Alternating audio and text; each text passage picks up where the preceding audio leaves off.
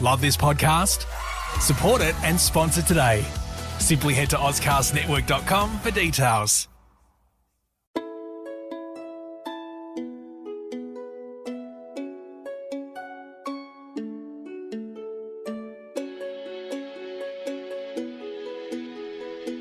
Welcome to Hong Kong Confidential. I'm Jules Hannaford and I'm your host. I'm an Australian woman and I've been living in Hong Kong for many years.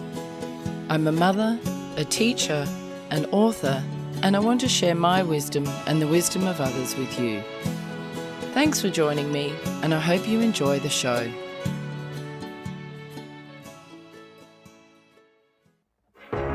You meet someone online and there's this instant connection.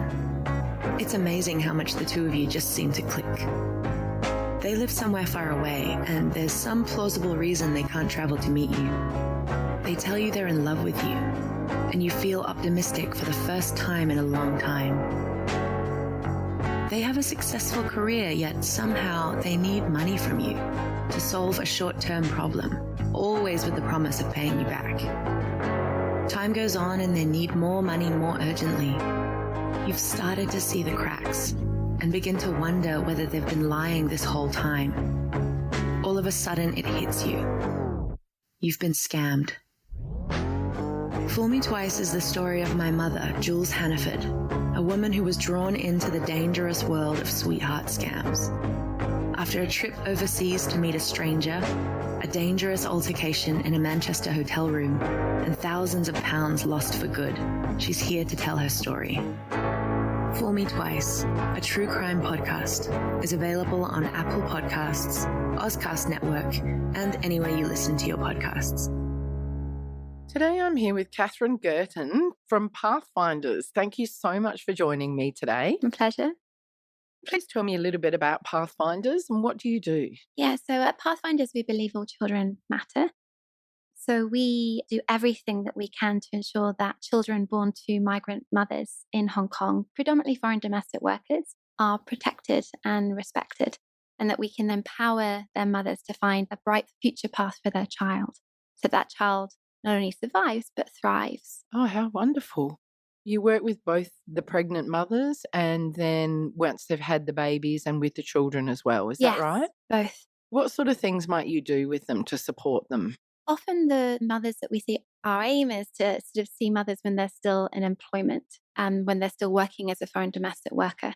I think it's fair to say that the situation in Hong Kong is quite challenging for a foreign domestic worker when she becomes pregnant.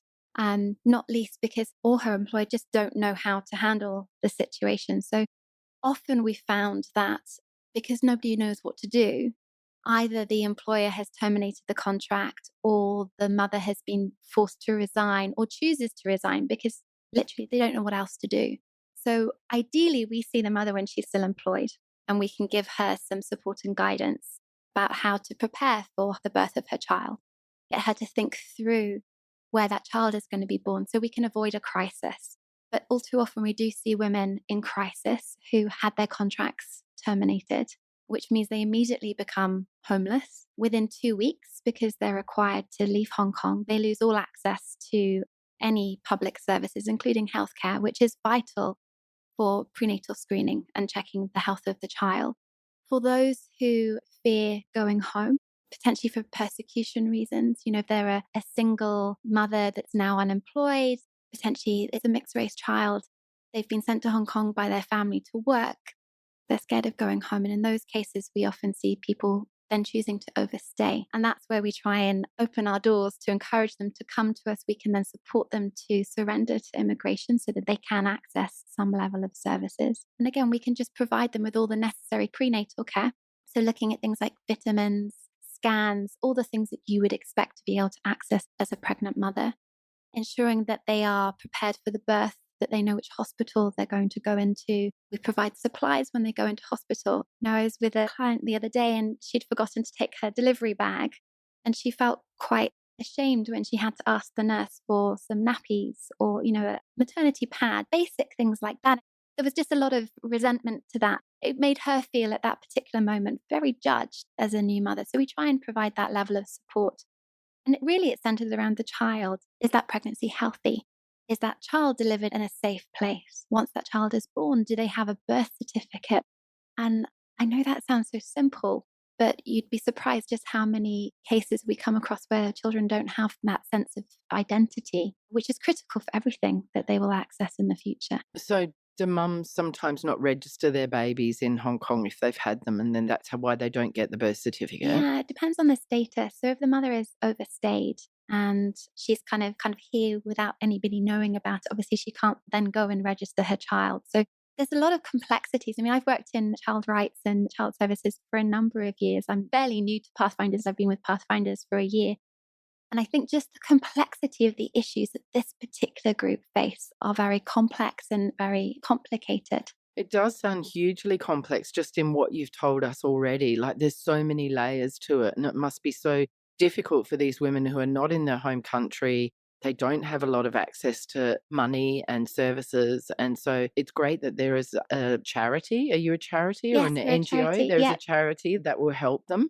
Is it very common that people who employ domestic workers fall pregnant, that they don't want them to continue? Is that most common? It's a really mixed bag. I mean, we wouldn't necessarily hear about the good stories. Right. We tend to be Yes. there when someone's fallen into crisis or there's a problem and they need support. I mean, the challenge for us is that we don't actually really know what the need is in Hong Kong. We've asked numerous ways for data, gone to the health authority, just say how many employed foreign domestic workers are giving birth in Hong Kong hospitals, but they don't collect that data. So we don't know just how many cases there are. Are we seeing just the tip of the iceberg? And so it's very difficult for us to then sort of plan our services. So while also sort of supporting those who fall into crisis, we do a lot in terms of outreach, just to try and prevent the crisis happening in the first place, but also to empower and inform these women just about their choices and the intention of getting pregnant, then planning for that child and that child's future, because then that child has the best possible start. And really, that's our mission, to make sure that every child has a fair start. You know, something as simple as being born in a hospital or having a birth certificate, being immunized. It's basic. And, you know, these children, regardless of the circumstances by which they're born, they deserve that. Well, it's almost a basic human right, isn't it? Absolutely. When I first joined PathFinders, you always sort of internalize kind of your own setup. And I was just like, well, I'm just so fortunate because I happened to be born to my parents, made lots of sacrifices for us, but they gave us the best that they could possibly give. But I didn't choose my parents. I mean, honestly, I'm thankful every day that they're mine, but I didn't choose that circumstance that I'm born into. And the children that we serve at PathFinders don't either, but they absolutely deserve a chance to reach their full potential. And that's really why we exist. We want to ensure that they're protected, that they have access to good health and nutrition. And then through some of the education services that we provide, that they have access to early learning. That stimulation in those formative years is so important. And also that sense of responsive caregiving. I'm a parent myself. I have a 5-year-old and a 6-year-old. Nothing prepares you for being a parent, and just the awesome responsibility. So Yeah, it's the only thing in the world you don't have any training for. You've got to get a license to drive a car, but you don't have to get a license to be a parent. absolutely. And, you know, they talk about it takes a village to raise a child. And often these women are very isolated and they're on their own. For us, building that sense of community where they have somewhere that they can come and they can learn about how to be a parent, how to be responsive to their child, how to stimulate their child, it's just really important. Do you find that many of the domestic helpers that fall pregnant is by accident? It's a mixed bag. And some of the sentiment in Hong Kong is these women are coming, I don't expect them to get pregnant. I think in some of their own circumstances, they probably didn't expect to get pregnant either, particularly if it's not with a husband from back home. Obviously, if the pregnancy is planned, that's where we want to get to. We want the woman to be very much kind of in control of the situation, to be so they're communicating empowered, early with their to make their own employer. choices. Yeah. Absolutely. So I think that's why our outreach is so important, because a lot of what we see is either they don't have maternity awareness. If you look at communities from Indonesia, so if a lady's coming from a village where maybe it's quite a patriarchal society, her father's always made all of her decisions, including who she married in her village. And then he made all her decisions. And then they decided that she was going to come to Hong Kong to work. And then she's dropped into this environment in Hong Kong where she's removed from her family. It's quite overwhelming. She's lonely. She's at the whim of her employer in terms of what that relationship is like and how valued she feels. And So one of the things that we think is really important is empowering these women to be able to identify what even love looks like. Because I think that one of the challenges that we find is that they're very susceptible to things like love scams. I mean, we hear multiple stories of actually the same gentlemen. You can't even call them gentlemen. I refer to them as predators without wanting to be judgmental. But these men that go into the parks on a Sunday and shower these women with affection and attention, which makes them feel very good about themselves, and they fall in love. But then the moment that results in a pregnancy, we see that those men just disappear. And then that woman is left in a very vulnerable situation, which means then her child is vulnerable. So are they being scammed for sex more than money in a way? It's a combination. Sometimes it's money. And I don't know, I'm a woman. I like having a level of physical attention. So if you only have one day off a week. Yeah, and it's a lonely job. It's a lonely job. You very rarely get to go back to see. And we're designed to have companions. Yeah. We're designed to have relationships. And I think as somebody who has been scammed, and I've written the book and done the podcast, Fool Me Twice, check it out. It's on Apple Podcasts. I really understand that it can happen to anybody. But I was just thinking, because helpers are not typically have a lot of money necessarily, I would imagine, and that's a sweeping generalization because obviously some save a lot, and if they don't have to send it home to family and things like that, they can still obviously save if they're living within the home. I'm wondering what these scammers are kind of after if it's not necessarily money. There is a money component, and I know, so we work very closely with Enrich that do a lot of financial literacy training, and there is a financial component to some of the love scams, and that's when then you see people getting into debt and then borrowing money to then pass it to. There is definitely a financial component. Right, that makes sense. And the reality for us is if we met with the anti-corruption department at the police force, because there's a couple of cases where we know it's sort of similar people who are kind of getting involved in these things. The challenge for us when it involves physical relationships, it's between two people. It's a he said, she said thing. So that's very difficult. And also as well, the woman has a sense of choice in some of these circumstances, whether she engages in this relationship or not. Financial, it's a little bit not easier, but you can. There's more evidence. There's more evidence. Yes. There's often more of a trail. And there are kind of loan sharks, aren't there, that prey on vulnerable people, and then they lend them money at ridiculous interest rates, and then the women find themselves in huge amount of debt. Yeah.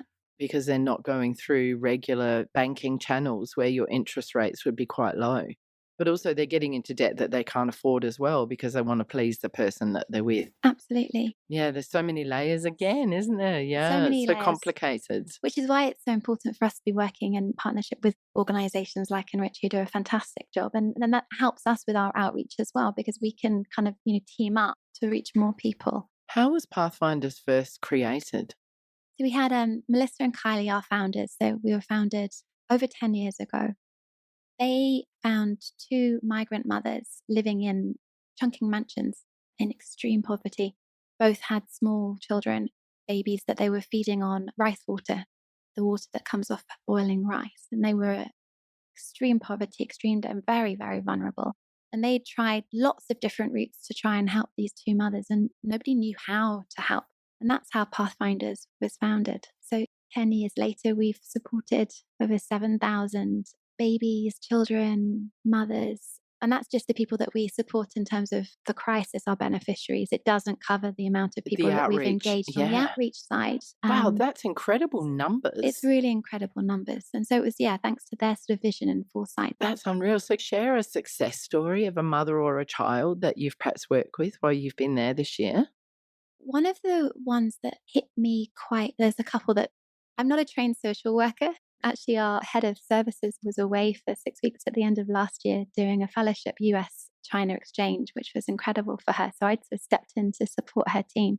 The work they do is simply incredible.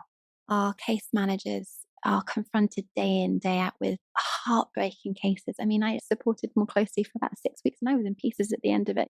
An emotional kind of wreck at some of the circumstances that we found.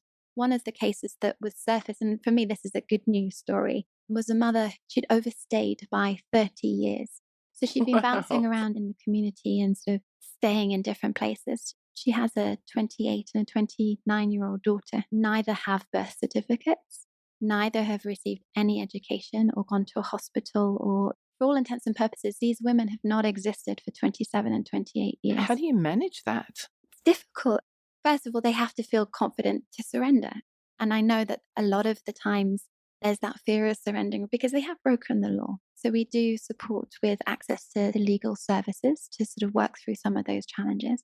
And the challenges for the girls at the minute is, for all intents and purposes, they've not existed for almost 30 years. How do you prove that they are who they say they are? So that's another thing that we're trying to work on is that sense of birth certificates and just that sense of empowerment of the girls. I mean, we gave one of them a small allowance so she could actually go into a shop and choose what drink she wanted, or just to have that sort of level of control and independence.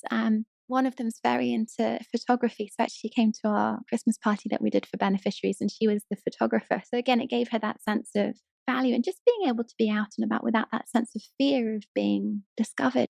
On the one hand, it's very shocking that somewhere like Hong Kong, that is going on underneath the surface of what most people see. But also it's very empowering to see how those young women are now kind of blossoming and they have a chance, but it's certainly not the future they could have had if they'd had a birth certificate from birth and they'd been into the school system and they'd had the opportunity to reach their full potential. What typically happens when somebody does surrender and say that they're here as an illegal immigrant? What is the process? Are they likely to be able to stay or will they be deported or what happens? So again, this is where we come into lots of different layers of complexity. If someone has overstayed, that at some point they will need to return to their home country. What's happening or what's been happening in Hong Kong is that a number of the foreign domestic workers who've overstayed, so former foreign domestic workers, are remaining in Hong Kong because they've applied through the unified screening mechanism for asylum. So they then become asylum seekers. Many of those ladies also have children, have been in Hong Kong on that condition for 10 plus years, which is fine. The child follows the status of the mother. So the mother is, for all intents and purposes, stateless. She's not allowed to work. She's relying on social welfare. The child can access school when they get to a certain age, but again, you still need to buy books and uniform and all of those other bits and pieces for the child to be able to go to school. But the child also doesn't have a passport. So even if the child gets education all the way through, when they graduate, they can't work in Hong Kong. So, that sense of limbo or that instability for that child is very significant. And it's very, very clear from all of the evidence, all the data, all the research that a child does best when they're in a stable and permanent environment. And so that's why we try through things like our home country return program to engage the mothers to think about those choices, because sooner or later, those mothers can face deportation. That child then risks being returned to a country where they've never been. They don't speak the mother's tongue. They maybe don't have the right documentation and they may not be welcomed by the family if the relationships are broken down. So our home country return program is very much about empowering the mother to think through those. And preparing them for whatever sort of might come about. Because, if the government decided to remove them, they would probably have as little as 3 days' notice. Oh my gosh, is it that fast? It's very fast. But how long could they be in process for before the decision's made? Can it be years or just months? In terms of there's a constant appeal process. So many of them have remained in Hong Kong through that process. And if they can get work as a domestic helper, then they can apply for a visa and stay? No, they can't. Oh, because they're seeking asylum. Right? They're surrendered.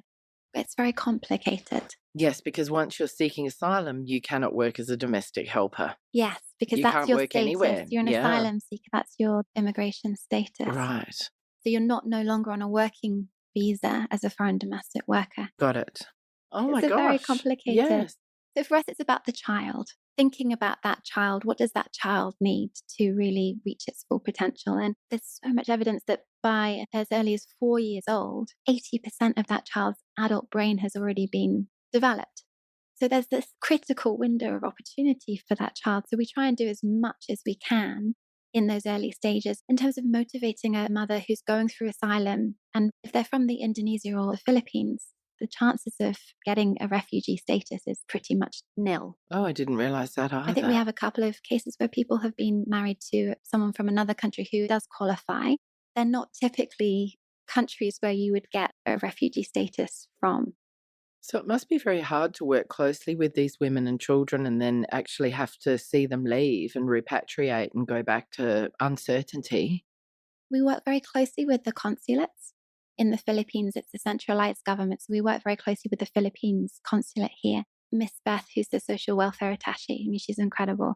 So we work very closely with them as the mothers. Obviously, there's only so much we can do. We're a Hong Kong-based NGO. We have no desire to be a PathFinders Philippines or PathFinders Indonesia, but we do want to be working with partners on the ground. So you can pass them on to another group who will offer support at the other end. Yes. That's good. In the Philippines, we work with the consulate. So we work with the social welfare departments in country. Indonesia, we actually have a lot of MOUs, memorandums of understanding with different organizations.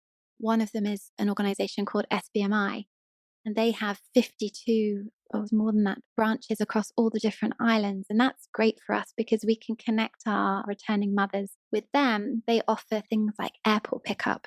I know that sounds really fun, but we've had so many examples of women arriving back, panicking, and then abandoning their children at the airport.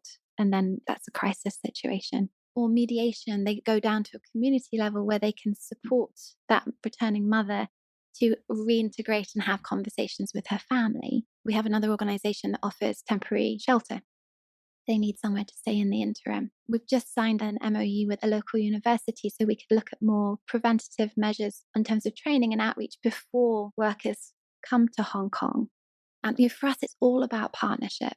With the community, with the consulate, twice a month, we do a welcome session for new arrivals to Hong Kong on looking out for things like love scams or know your maternity rights, know how to protect yourself, maternity protection. So there's lots of things that we try and do, both in terms of supporting someone at the other end of the crisis to reintegrate back into their home environment, but also trying to prevent the crisis happening in the first place. Because fundamentally, we want to do ourselves out of a job. We'd love, our vision or ambition by 2030 is that we're no longer needed, that we become redundant. Wouldn't that be amazing? It would be absolutely amazing. Yeah. For me, the reward is hearing about the case. The team that we have that works at PathFinders they're incredible. They're so passionate and so committed. I mean, obviously, we're in quite a lot of turmoil. I'm in Hong Kong at the minute with the virus, and prior to that with the protests. And just the attitude and the approach of all of our staff, whether they're managing cases or whether they're trying to engage or outreach into the community, this can-do attitude to just keep things going. Our women don't stop being pregnant, so our case managers are out, and we've had so many generous supporters providing face masks and hand sanitizers so that we can continue to protect our staff and our clients. And then our outreach team, just the ways in which they're thinking about new ways to get out and reach out to people and partners. We partner with the EOC and some of the stuff that Devi that's been leading there in terms of outreach. It's an incredible team. So I think when you sort of align your passion with your purpose and you have such an incredible group of people around you, it's hard not to love what you do. Oh, that's absolutely brilliant. I feel so inspired just listening to you. That's amazing. How many people might you have in your team? Just around 20 staff. They're not all sort of full-time permanent. So we have 6 case managers, and then we have a lot of outreach team. We have a very sort of skeleton kind of operations function. Obviously, we have sort of finance and stuff, but that's where we focus. And do the pregnant domestic helpers find you, or do you go out into the community and find them? Or does it work both ways? It works both ways, which is why outreach is also important, just to let people know that we exist. Last year started a new program of ambassadors, and these women are incredible. They're community leaders in their own right from the Philippines and Indonesian communities, and they become our messengers in the community. They go through a basic level of training where they understand what we do and then kind of like talk on our behalf. And then we've just started to do a more sort of advanced levels of training for them in terms of how to communicate. Again, because they're surfacing cases that we just wouldn't know about otherwise. It takes a lot of confidence for somebody to pick up a phone to a hotline. Even though they know that we're there to help, they don't know who's on the other end of the phone. Whereas when they see someone from their community going into the community and having these conversations, it really is creating such a bridge to an untapped group. The challenge for us is because they've been hidden in society maybe for longer, some of their cases are much more complicated. But these women, in terms of helping us to find and to spread the message that we're there, we'd started to see our case numbers drop towards the end of last year. So we were quite excited, but wanted to sanity check that was actually we weren't needed anymore rather than people didn't know about us. But then as soon as we launched the ambassadors program, we saw our cases start to climb again. So, right, because your ambassadors are doing the outreach work. Yeah. And you've got about 40 ambassadors, is that right? Yeah, we've got 38 at the minute. Isn't that great? And these are all domestic workers, aren't they? They're all sort of associated with different groups within the community. Like church groups or singing groups or, whatever. They're very That's passionate. Great.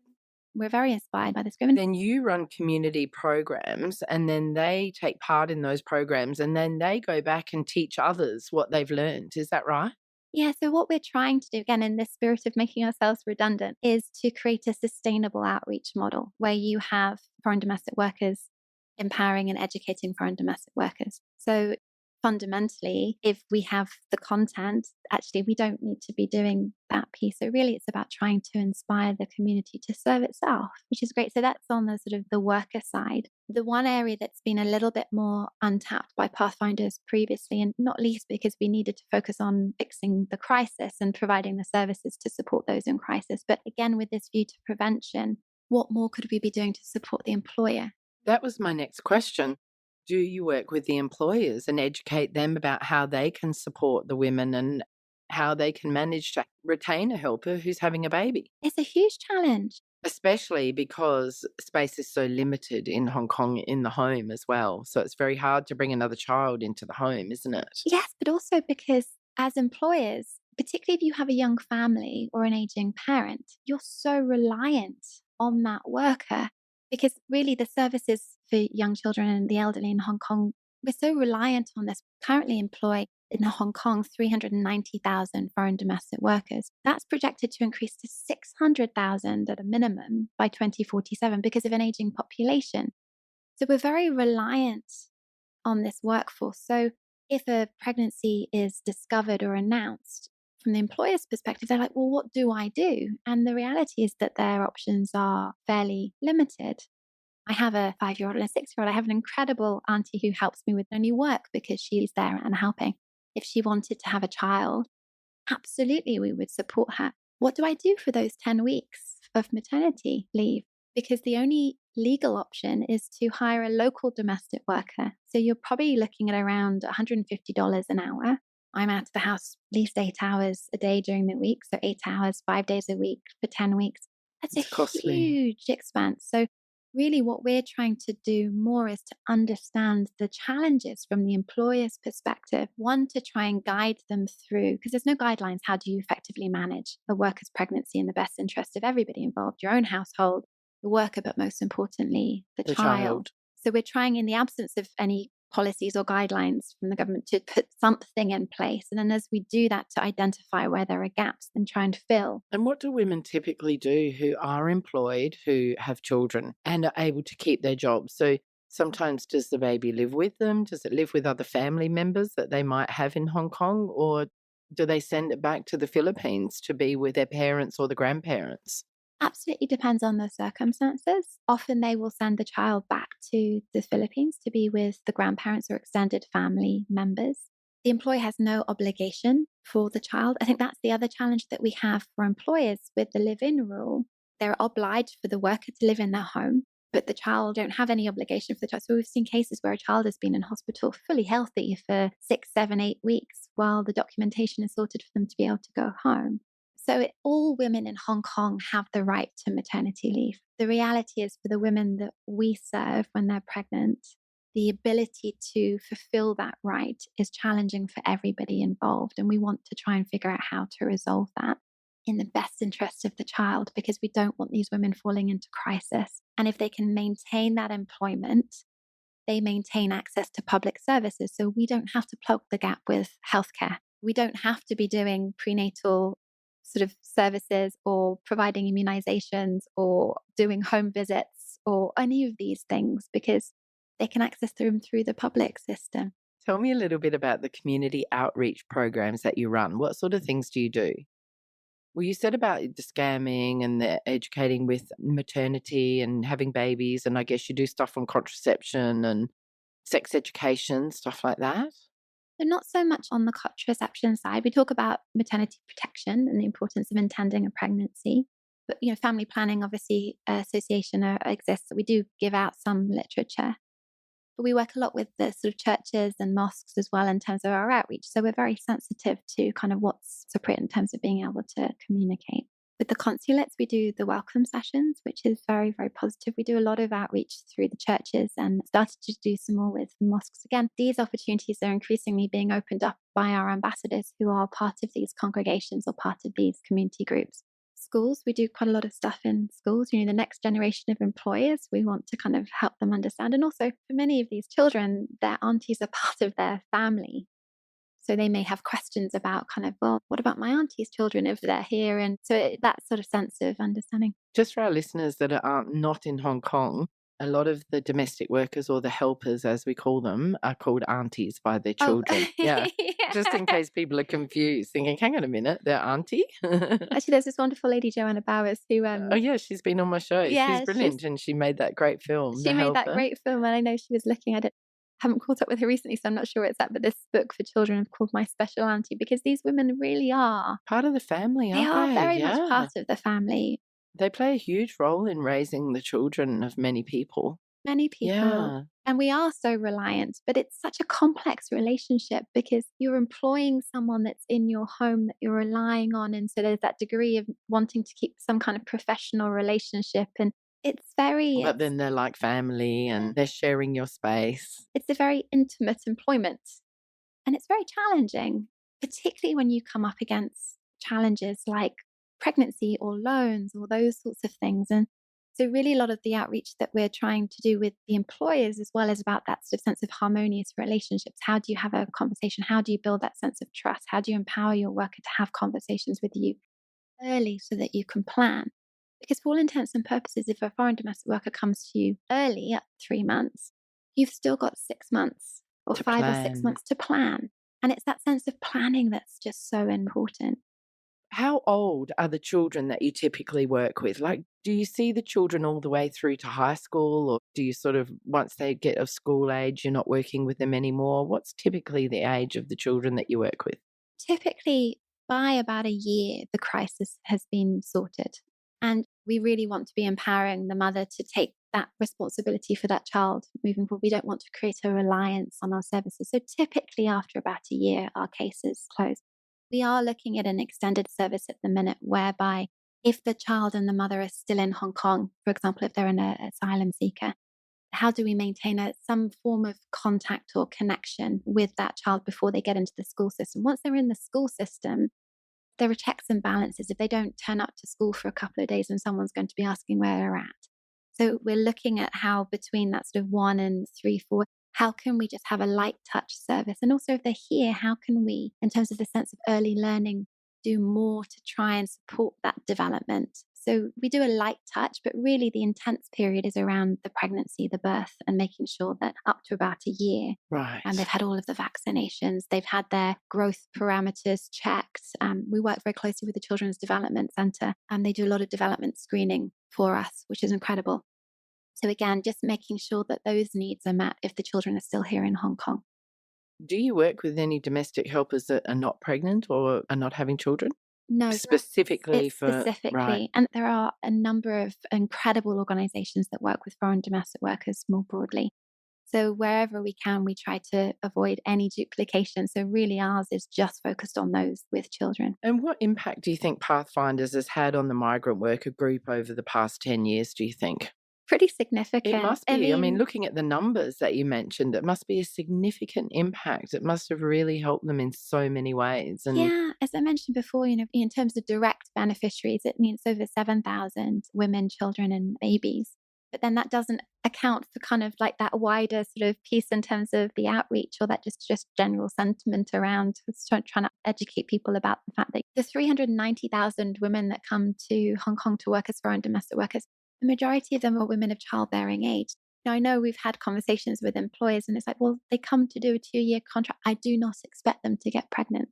Pregnancy happens. And even if you don't expect it, we still need to figure out how to manage it in the best interest of all involved. And as I mentioned before, most importantly, that child. They deserve a fair start. Yeah, that makes so much sense. That's really lovely. What do you love most about your job? The team, our team.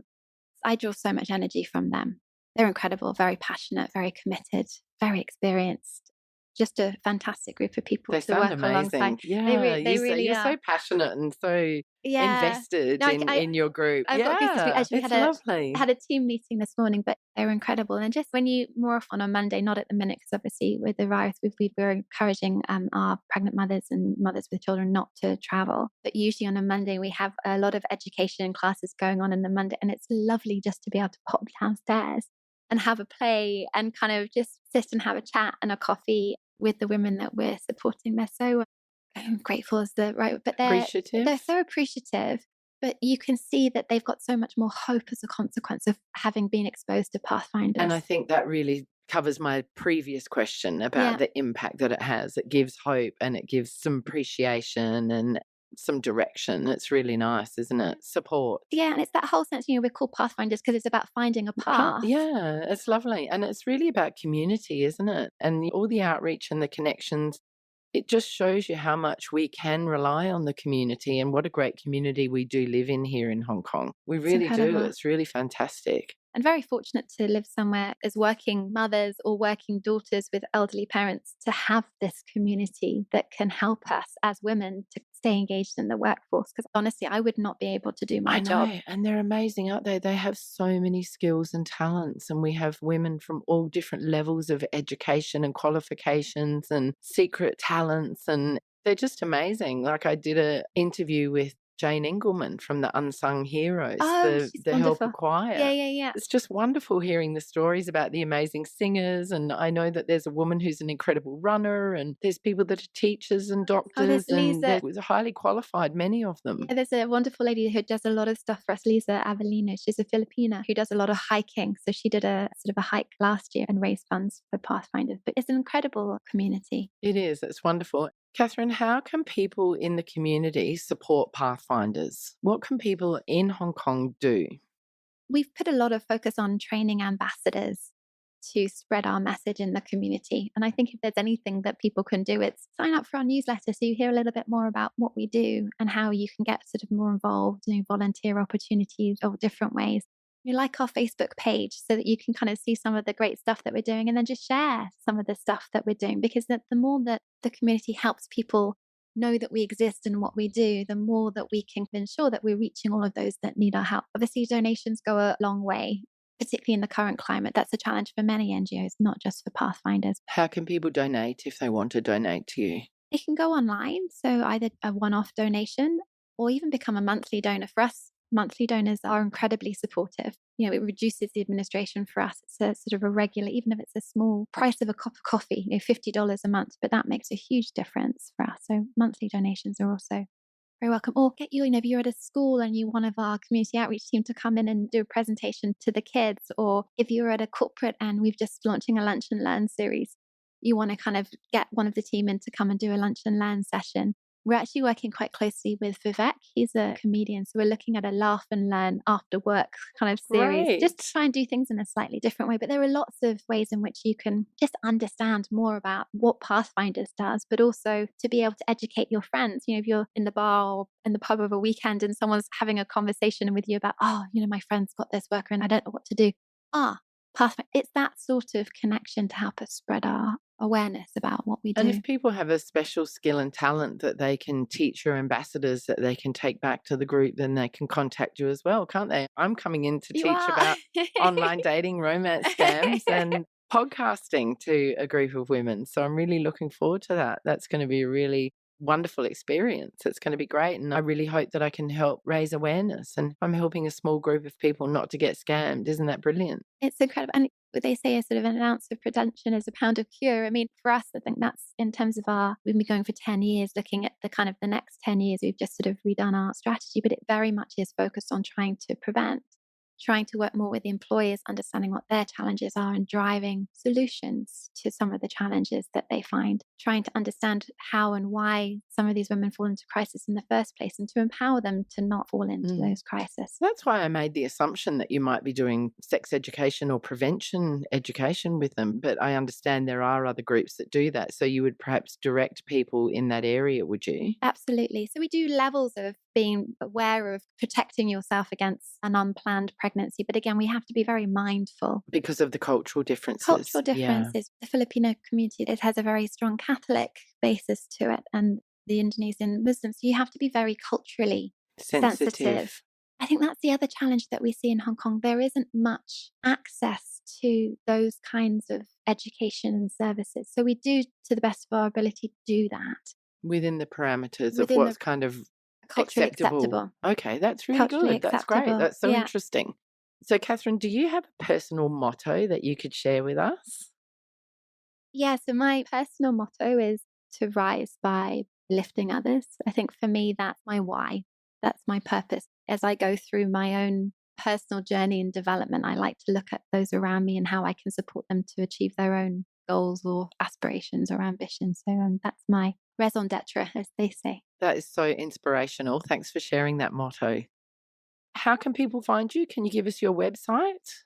The website is pathfinders.org.hk. We also have a Facebook page, Pathfinders Hong Kong. We also have a different page for migrant workers, Pathfinders for Migrant Workers. We have an Instagram page, and actually one of our colleagues just set up a TikTok for foreign domestic workers. She's launching. Brilliant. I need to work out how to use TikTok. I don't know if I can be bothered. That's awesome. In terms of outreach, a lot of our ladies use TikTok. So for International Women's Day, we're launching a dance competition for them on TikTok. How cool. Which great. Is really exciting. So looking forward to kind of getting that out this weekend. That's brilliant. Oh, look, that's wonderful. So, Catherine, thank you so much for coming to talk to me today. And I think it's wonderful what you're doing. And I hope that if anyone out there in the community listening is able to help in any sort of way or just spread the word or like your pages, I really hope they'll do that.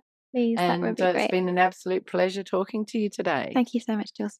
So for my listeners out there, if you would please rate and review this podcast, it'll help it go up the iTunes charts and also help Catherine get the word out about PathFinders.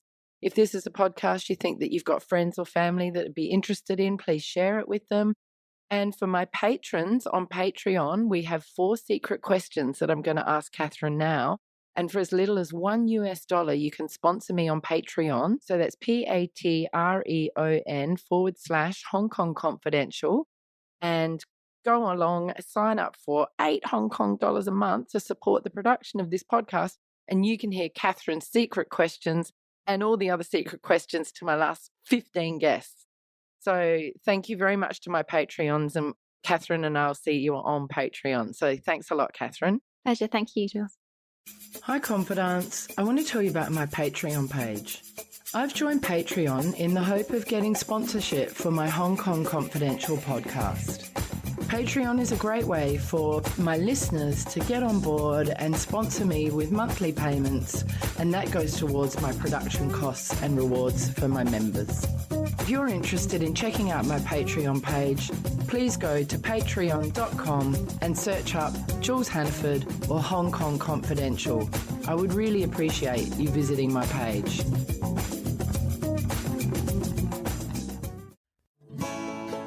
So that brings us to the end of another Hong Kong Confidential podcast. I'm Jules Hannaford. Thanks for joining me, and I hope you'll be with me again next week. If you enjoyed today's podcast, please can you go to iTunes to rate and review it. I would really appreciate your feedback. You can email me at jules@hongkongconfidential.net, and you can find me on Facebook and Instagram at Hong Kong Confidential. If you'd like to hit me up on Twitter, it's at Jules Hannaford. I would love to hear from you.